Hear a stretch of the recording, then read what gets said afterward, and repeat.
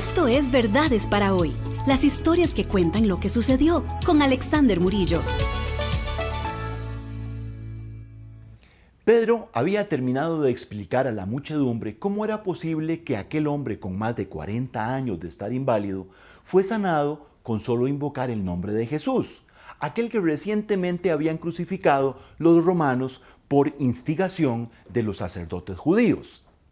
Juan también estaba aprovechando la oportunidad para testificar de su fe en aquel hombre quien, además de su amigo, era el Salvador de la humanidad. De pronto aparecen en la escena los guardias del templo con su capitán y acompañados por unos sacerdotes levantando las manos y gritando contra Pedro y contra Juan.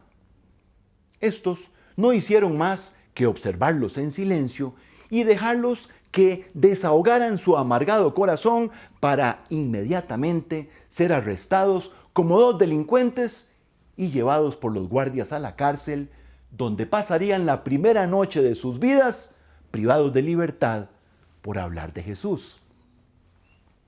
Al día siguiente fueron convocados con urgencia todos los gobernantes, ancianos y maestros de la ley para enfrentar a estos dos revoltosos.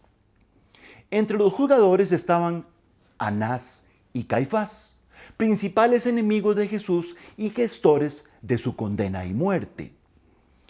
El improvisado juicio empieza con un interrogatorio que busca la manera de callar a estos pobres ignorantes, sin preparación ni estudios y seguramente engañados por aquel que se autodenominaba Mesías. Sin embargo, los dirigentes se llevan la tremenda sorpresa al escuchar a Pedro defenderse con palabras no solo firmes y seguras, sino también correctamente bien pronunciadas y acorde con la educación de los mejores letrados. La soltura y facilidad de palabra que estaba ostentando Pedro solo tenía un origen. Había estado aprendiendo a los pies del mejor maestro del mundo, Jesucristo. Y quienes lo escucharon pudieron reconocer aquella forma directa, sin vacilación y confrontativa que también caracterizaba al nazareno. Pero sería injusto no reconocer que Pedro tenía talento para hablar en público, aunque no siempre lo hacía tan bien, en ocasiones metía la pata.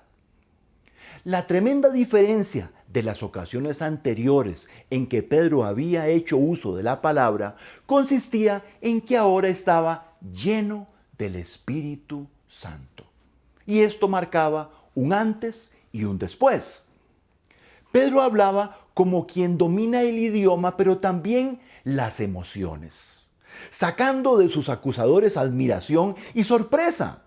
Inspirado y poseído del nuevo poder dado por su Dios, Pedro era imparable y a la vez irritante para quienes no lograban pronunciar palabra a la altura de aquella sabiduría que ahora lo impulsaba. Esta no sería la primera ni la última ocasión donde el Espíritu Santo usaría a uno de los seguidores del llamado camino para dar testimonio del Salvador y su ministerio. Y siendo la mayoría de estos creyentes de poca educación, era sorprendente la sabiduría que mostraban al hablar.